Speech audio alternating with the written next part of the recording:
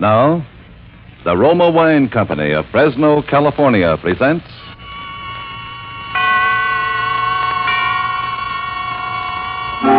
Suspense. Tonight, Roma Wines bring you a play of suspense and smiles, starring William Bendix and Alan Jocelyn. Suspense is presented for your enjoyment by Roma Wines. That's R-O-M-A, Roma Wines. Those excellent California wines that can add so much pleasantness to the way you live, to your happiness in entertaining guests, to your enjoyment of everyday meals. Yes, right now a glassful would be very pleasant, as Roma Wines bring you a remarkable tale of suspense. And with Raymond Chandler's satirical suspense tale, Pearls Are a Nuisance. And with the performances of William Bendix and Alan Jocelyn, Roma Wines hope indeed to keep you in suspense. It's quite true I wasn't doing anything that morning except looking at a blank sheet of paper in my typewriter and thinking about writing a letter. It's also quite true that I don't have a great deal to do any morning, but I like not doing anything. It gives me something to do. And I don't like telephone calls that interfere with it. That's why I have two telephones, one a public phone that I can ignore, and the other a private phone, which I better answer if I know what's good for me, and I do. What did you say, darling? Oh, I said good morning, dear. How are you, darling? Busy? Yes and no. Mostly no. Why? Somebody has stolen Mrs. Penruddock's pearls, and I want you to find them. Possibly you think you have the police department on the line. This is the residence of Walter Gage. Walter Gage speaking. If you aren't out here in less than half an hour, you'll receive a small parcel by registered mail containing a diamond engagement ring. I'll tell Mr. Gage when he comes in.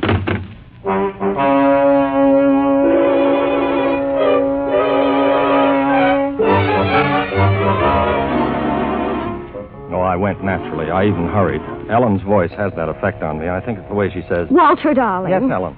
Mrs. Penruddock's pearl necklace has been stolen. So you said on the telephone. My blood pressure remains normal. It's a string of 49 matched pink pearls that Mr. Penruddock gave his wife on their golden wedding anniversary. Only 49 pearls for 50 years of marriage? Wonder which was the bad year. Oh, shut up, darling. Yes, dear. The worst part of it is the pearls are false. False? Well, evidently they're all bad years. Don't be silly, Walter.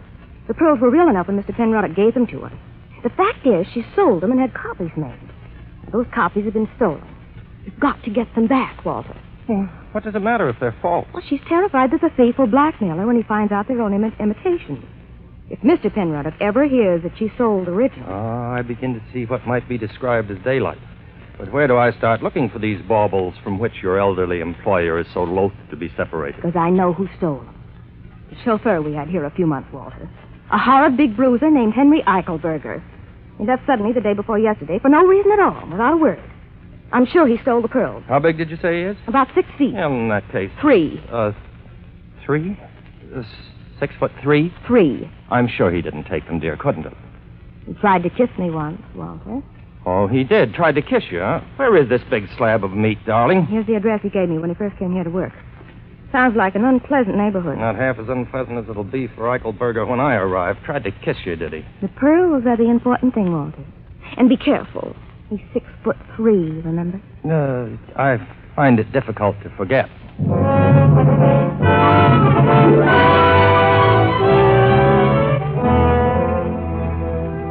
Eichelberger's address proved to be a seedy-looking hotel upstairs over a Chinese laundry. At the head of the stairs was the door marked manager. I rang the bell. Pull up, Bud. Roll. I'm not inquiring for a room. I'm looking for one Henry Eichelberger, whom I'm informed lives here. If he does, he ain't registered. That, as of course you know, is contrary to the law. A wise guy, hey. Down the hall, Jack. 218. Have the kindness to show me the way. Huh. What do you know? A duke, no less. Okay, your lordship. Pick up your feet, hey? This is it. He's out. Have the goodness to unlock the door. I wish to go in and wait for this Eichelberger. And a pig's valise. Who do you think you are, Jake boy? I wouldn't call me names if I were you. You wouldn't, hey? Well, that just shows the difference between you and me, because I would. You want to make something out of it, hey? Yes. What? Oh. Hey, that wasn't fair. You got 20 years on me, hey? Well, open the door, hey? I have no time to argue with you. $1. $2, and I won't even tell Eichelberger when he comes in, hey? That is a deal. Brother, you can hit. I'll say that for you, hey? Thanks, hey. Here's your money. If you hear any noises later on, ignore them. If there's any damage, it'll be paid for generously. I hope you know what you're doing, hey?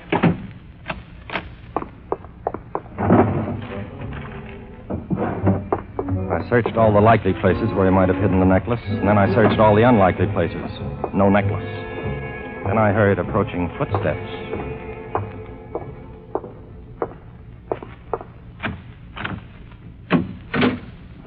How did you get in here, Sonny? The explanation of that can wait. I'm looking for one Henry Eichelberger. Are you he? Get you, a real comedian. Wait till I loosen my belt before you make me laugh. My name's Gage, Walter Gage. Are you Eichelberger? Give me a nickel and I'll tell you. I'm the fiancé of Miss Ellen McIntosh. I'm informed that you tried to kiss her. What do you mean, tried? I hit him rather severely on the left eye. Then the right. Then I gave him a crushing uppercut to the jaw. He looked at me with an air of patient resignation and then hit me.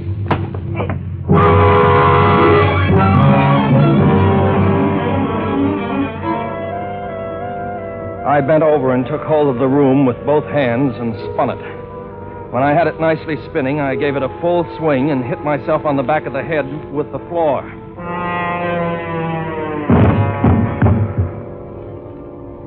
I believe I lost consciousness at about this point. At any rate, I was no longer aware of the time of day.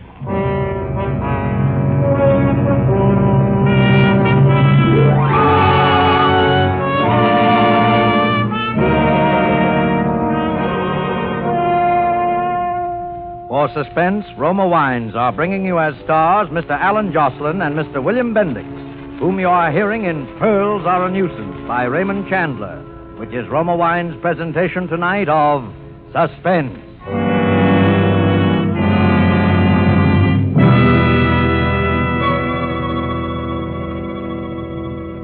Between the acts of Suspense, this is Truman Bradley for Roma Wines. We quote now a brief word from the famous hostess, Elsa Maxwell. The delicious flavor of tender broiled chicken, the succulence of spring lamb garnished with mint leaves, deserves the matchless flavor complement of Roma California Sauterne. This delicate wine, pale gold in color, delightful in bouquet, is a delicious flavor mate with fish or fowl. Yes, just as the musical conductor blends the tones of different instruments, so the knowing hostess can combine the flavors of food with wine. Each glassful of Roma Sauterne is alight with Roma's rich heritage in winemaking. Here is a masterpiece of the wine grower's age-old skill. And all Roma wines, you'll find, are always unvaryingly good. The result of carefully selected grapes, picked at the peak of perfection in sunny California's choicest vineyards, and gently pressed. Then the natural juices are stored and guided with the ancient skill of Roma wineries to full goodness. Roma wines do not vary, are always high in quality, yet cost only pennies a glass. More Americans enjoy Roma than any other wines. R-O-M-A, Roma Wines. And now Roma Wines bring back to our Hollywood soundstage William Bendix as J. Henry Eichelberger and Alan Jocelyn as Walter Gage in Pearls Are a Nuisance, a muscular drama replete with situations well calculated to keep you in suspense.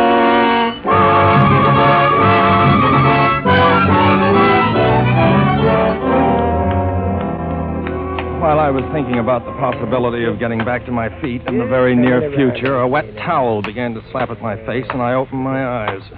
The face of one Henry Eichelberger was close to mine and bore a certain appearance of tender solicitude. All right, but I thought maybe you was killed, Jack. You got a stomach as weak as Chinese tea. What happened? As if I didn't know. You tripped on a itty-bitty tear in the carpet. You feel like getting up? Here, I'll give you a hand. Come on. Thank you, Henry. May I call you Henry? No tax on it. You look okay. Why don't you tell me you were sick? Eichelberger, you swine, that does it. Cut it out. You'll muss my hair. I wish you'd fall down when I hit you, Henry. Just once. It would do wonders for my morale. You and me could get along, Jack.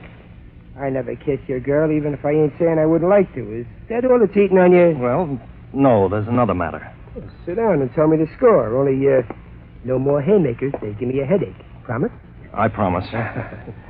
Tell me, why did you leave the employ of Mrs. Penraddock? You tell me. Am I what you might call a good looker? Well, Henry... Don't soap me. No, then. I wouldn't call you handsome exactly, but unquestionably you ate your spinach as a child, if that's a consolation. Get you, a real comedian. Wait till I loosen my belt. Look, suppose you fell for a doll with stars in her hair. A guy like me that looks like a taxi going down the street with both doors open. Then suppose you get a job where you see this doll all the time and every day. What would you do, Jack? Me, I'd just quit the job. Ellen? Yeah. Henry, I'd like to shake your hand. Go ahead. Now, there's one more thing. One rather insignificant detail. I'm empowered to arrange for the return of Mrs. Penraddock's pearls. $50 reward and no embarrassing questions. You got nerve, Jack. So you think I stole some marbles and I'm sitting around here waiting for a flock of dicks to swarm me? The police have not been told, Henry, and you may not be aware, but the pearls are false. False? You mean they're false? Exactly. And you think I'd bother myself to hook some phonies? You mean you didn't steal the necklace, Henry? Now, look. If they was ringers, I wouldn't be bothered. And if they was real, I wouldn't be holed up in no cheap flop in L.A., waiting for a couple of carloads of Johns to put the sneeze on me, would I? That's exactly what I thought, Henry. Well, as long as you didn't steal them, how'd you like the job of helping me recover them? Are you kidding? No, Henry, it's obvious that if you didn't snatch these marbles, I believe that's the expression, someone else did, and you can help me find him. How about it? Well, why not? Why not, indeed? Well, you got any ideas of where to start? Yes, I have. I feel that we must, as they say, tap the grapevine. When a string of pearls is stolen, all the underworld must be seething. Maybe you got right, but this underworld that's doing all this season ain't going to seethe much over a string of glass beads, or I might punch you. I am thinking, Henry, that the underworld probably has a sense of humor, and the thief who went to the trouble of stealing some worthless trinkets would be the butt of considerable coarse jest. There's the knuckles of an idea in that. I would say something like that could get around the pool rooms and start a little wholesome chuckling, all right? Yes, all we need to do is to locate a reliable crook. Say, there's a key named Lou Scandisi that runs the Blue Lagoon downtown. Might be interested in some marbles, but he don't like being asked questions. He sounds dangerous. Yeah, we'll turn him inside out and take a look at his liver. Very well, let us go and beard this Scandisi character in his malodorous den. Yeah, let us go and leave us do what you said.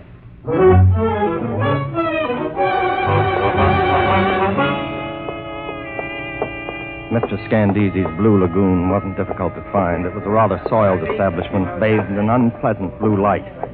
Henry and I went through a small, dim dining room to a door marked private. You Scandisi? Who wants it to know? Me and my friend here want to talk to you. Oh? Talk. I'm listening. It's about some pearls, 49. Is that right, Walter? Quite right, Henry. A pearl necklace that somebody hoisted. Go on and get out before I have you thrown out. You'll do what? I'll do nothing. That's better, doughface.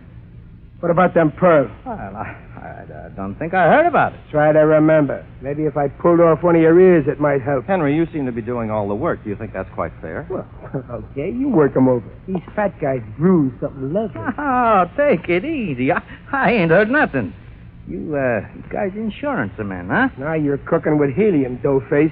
Well, what insurance company you boys work for? Give him our card, Walter. No, this is my personal card. It has my phone number on it. Yeah. Okay. You may be surprised. You may get a call. What do you think, Walter? You think this muzzler is leveling with us? I dare say he wouldn't be above telling us an untruth. Get you, a real comedian. Wait till I loosen my belt. You giving us the straight goods, Scandisi? Great goods, absolute. We'll cooperate. I bet you get a call. Okay. So long, Scandisi. And keep your schnozzle clean if you don't want to be looking for it under your desk, hey? And that goes for your cat, too, Scandisi, hey. Well, what now? I think we've done an adequate day's work, Henry. The procedure would seem to be for me to go home and wait for the telephone to ring, bearing glad tidings from the underworld. What about me? I would suggest that you wend your way homeward also. Here's my private number. Call me in the morning. Okay. See you tomorrow.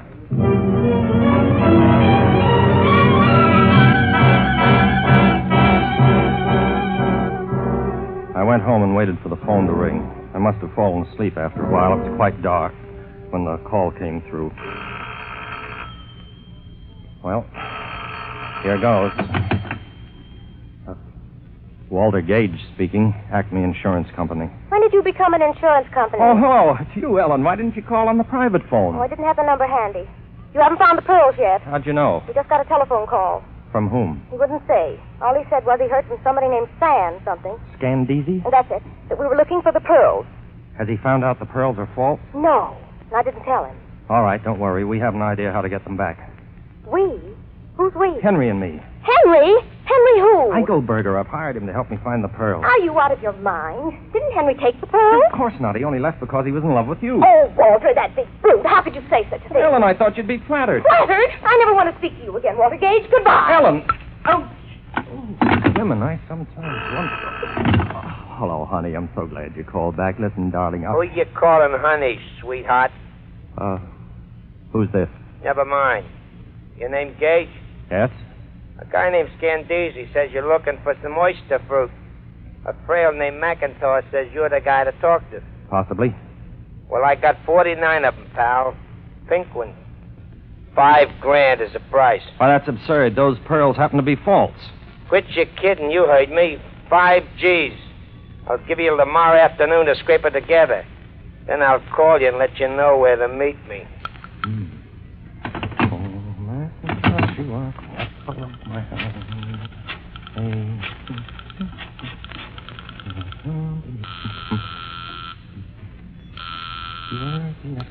Hello? Ellen, this is Walter. I told you I never wanted to speak to you again. All right, I won't speak to you. Just tell me the name of the man who sold Mrs. Penroddick's pearls for her. Gallimore, Roger Gallimore. He has a jewelry company downtown. Thank you. Walter! How do you like it, darling?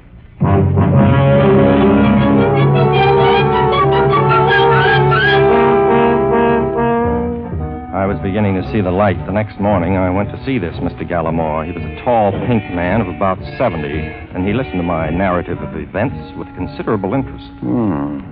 5,000 seems like a good deal for a string of false pearls. Yes, indeedy. And you know what I think, Mr. Gallimore? What, Mr. Gage? I believe that the pearls are in fact real. You're a very old friend of Mrs. Penroddick. Perhaps even a childhood sweetheart. When she gave you the pearls to sell, you didn't sell them, Mr. Gallimore. Instead, you gave her $20,000 of your own money and returned the pearls to her, pretending they were imitations of the original necklace.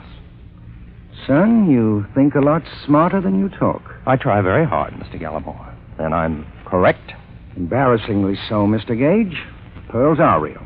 Now, what would you like me to do? Give me $5,000 with which to get them back.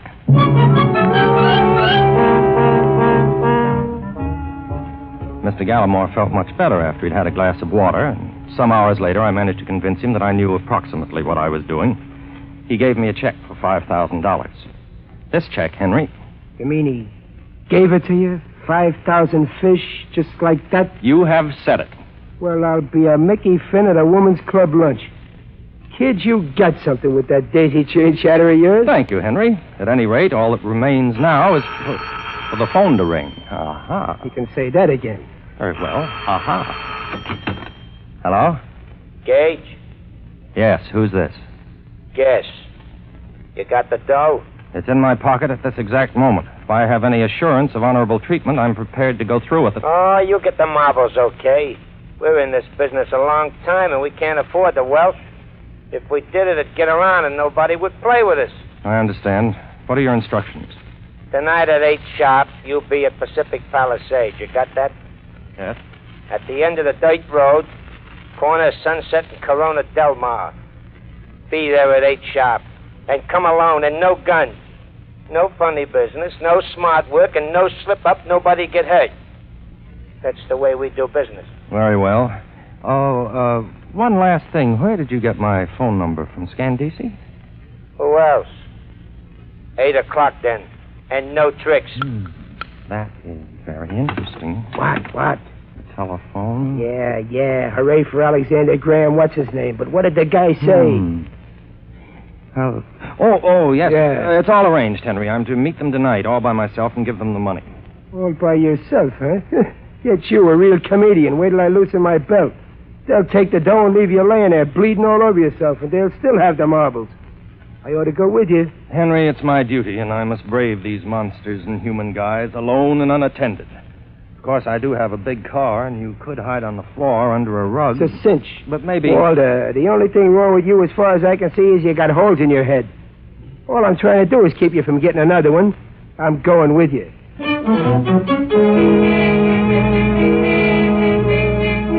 it was settled.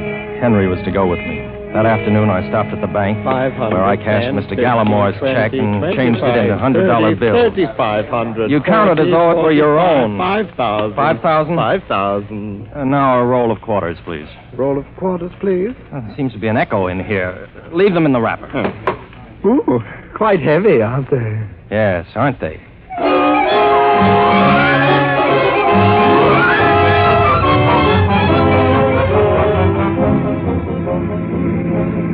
So late that evening, I found myself out on the Pacific Palisades with Henry Eichelberger, boy, in the back of the car. I was very nervous. I think Henry was also. Neither of us were any too sure of what was going to happen that night. Oh, me back. What's the matter, Henry? Aren't you comfy back there? Oh, I'm comfy, all right, only my heater keeps digging into me. Ain't we there yet? Well, we're getting close. Stay down. This is business.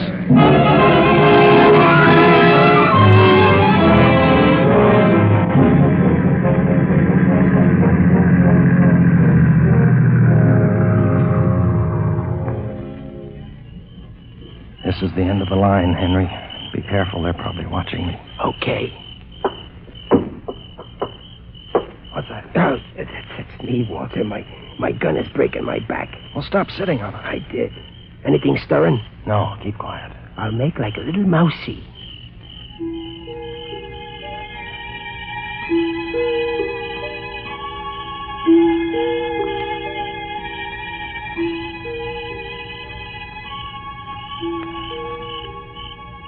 Don't you think we've waited long enough, Henry? We only been waiting 15 minutes. You sure this is the place? Yes, of course. Well, let's get out of the car and see if anybody shoots at us. Then we'll know if somebody's around. Well, that seems to be the difficult way of finding out, but let's try it. I personally feel sure that there's no one here but you and I.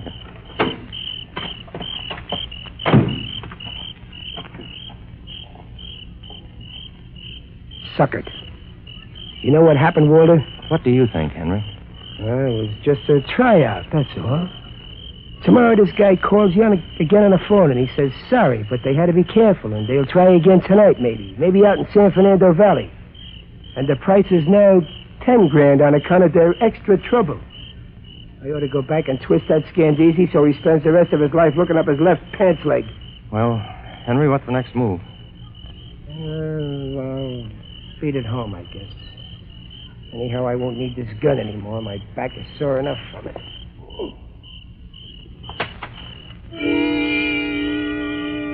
We stood there and looked at one another, Henry and I. He doubled his hands into fists and shook them slowly in his sadness. I, too, was melancholy. In the brief time I'd known Henry, I'd grown very fond of him. Yeah, that's it, all right. Nothing else to do but beat it on home. That's all is left to us. I took my right hand out of my pocket. I have large hands. In my right hand nestled the roll of quarters I'd gotten from the bank that morning. My hand made a large and heavy fist around them. Henry didn't notice. What are you looking at me so funny for, Walter? I just wanted to say good night, Henry. You had 2 strikes on me. Well, this is the big one. I don't get it. He got it then. My fist with nearly a pound of metal in it caught him squarely on the jaw. For a moment he wavered back and forth on his feet, and then... Henry Eichelberger lay motionless on the ground, as limp as a rubber glove.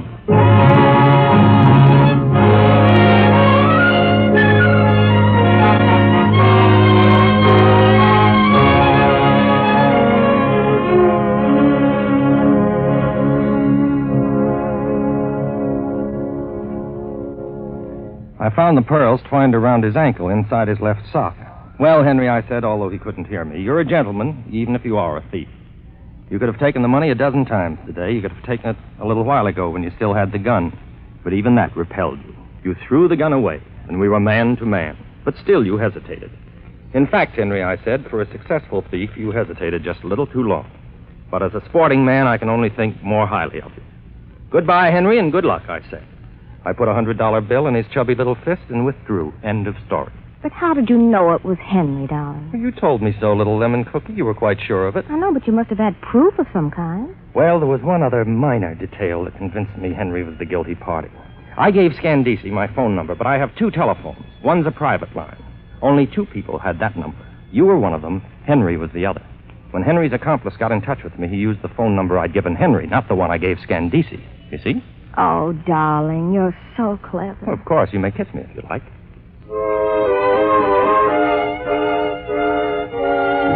A few months after Ellen and I were married, we received a letter postmarked Honolulu. It was from Henry. My dear, dear Walter, I have only just received the joyous tidings that you and Ellen are embarked upon the happy tide of holy matrimony. I am so glad for you. I often think of you, Walter, particularly with an overwhelming curiosity as to what it was you struck me with that night. Ah, well, I dare say it can only be conjecture on my part now. A hammer, perhaps. That I allowed my jaw to be exposed to your weapon while I stood there meditating as to whether to take your 5,000 then or wait for 10 the following evening was a human error of judgment. At any rate, I entertain no feelings of ill will toward you. On the contrary, I am indebted to you greatly. The ease with which you talked Mr. Gallimore out of $5,000 has changed my life. I have been taking English lessons myself, and am now practicing on a wealthy widow woman, not without financial success. Ah, toujours le sport. Devotedly, Henry. P.S. Was it perchance an anvil, I wonder? You know, Henry wasn't such a bad fellow. All I really disliked him for was his barbaric English. Now he's changed that. Maybe I should have married him. What do you think, Walter? Oh, gets you. A real comedian. Wait till I loosen my belt. And so closes Pearls Are a Nuisance, in which Roma Wines have brought you William Bendix and Alan Jocelyn as co-stars of tonight's study in Suspense. Suspense is produced, edited, and directed by William Spear. Before our stars return to the microphone, let me say a word for Roma Wines, the sponsor of Suspense. Elsa Maxwell's hospitality is always simple and unaffected. The other day she said, A few old friends, some comfortable chairs, a glass or two of good Roma California sherry, and there you have the perfect combination for a pleasant evening at home. In fact, you'll find the light, nut-like flavor of this glorious amber golden Roma sherry is delightful any time. A delicious prelude to dinner, a gracious note of hospitality whenever friends drop in. Best of all, Roma Wines are so reasonably priced, any family can afford to serve them regularly. The goodness of Roma Wines can add a lot to the joy of your daily living. Always delightful, always unvaryingly high in quality, yet cost only pennies a glass. And the next time you use vermouth, sweet or dry, use Roma vermouth. Zestful, herb-flavored Roma vermouth is blended, mellowed, developed, and bottled in California with all the traditional winemaking skill of Roma wineries. Try Roma vermouth soon, won't you? This is Alan Jocelyn. I trust that you dyed-in-the-wool suspense fans who are accustomed to somewhat heavier meat on these Thursday dramas weren't displeased with our efforts in the interests of gaiety and insouciance. Do you concur, Mr. Bendix? Who gets you, a real comedian? Wait till I loosen my galluses. Courtesy impels me to tell you that Mr. Bendix here is being heard weekly on his own radio show, The Life of Riley, and Paramount impels me to say that he'll soon be seen in their production 2 years before the match. Permit me to return the favor, hey? Alan Jocelyn is soon going to be seen in the 20th Century Fox 30th anniversary production, Colonel Effingham's Race. Thanks, Bill. No, not at all, not at all. Next Thursday, you will hear John Payne and Stuart Irwin as stars of Suspense. Presented by Roma Wines, R-O-M-A, made in California for enjoyment throughout the world. This is CBS, the Columbia Broadcasting System.